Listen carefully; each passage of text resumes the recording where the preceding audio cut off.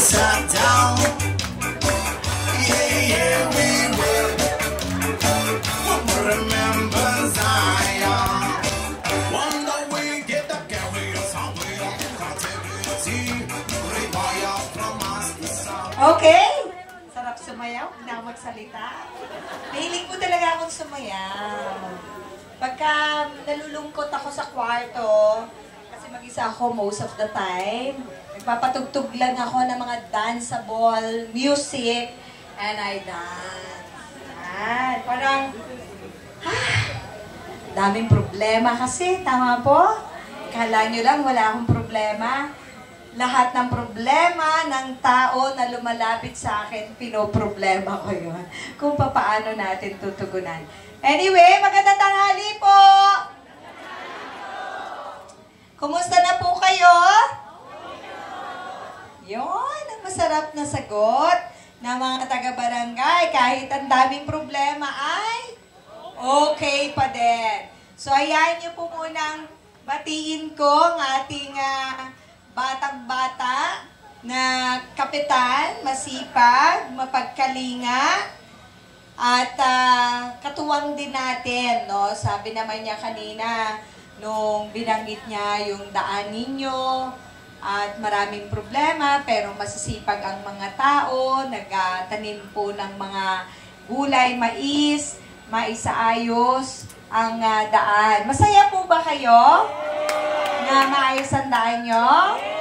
Yan. So, palakpakan po natin ang Sangguniang Barangay, panguna ni Kapitan Chris. Palakpakan natin sila lahat. Palakpakan. Kapitana, magandang tanghali po. Ating po mga kagawad, si Kagawad Maylin Bilyota, yan. Si Kagawad Rodrigo Alcala. Andito ba?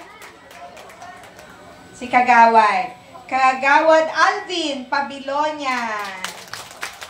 Kagawad Menandro Jasmine, nakita ko kanina. Kagawad Marites Maaliw. Ito ang Marites ng barangay. Kagawad Susana Caballes.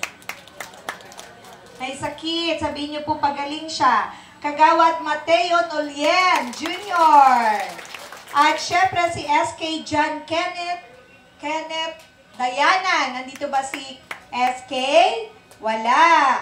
Sa lahat ng senior citizen, mga kababaihan, at mga tatay ng tahanan kabataan. Kaalakbay ko ngayong araw na ito, maaga po kami, nakapanood nyo po sa live.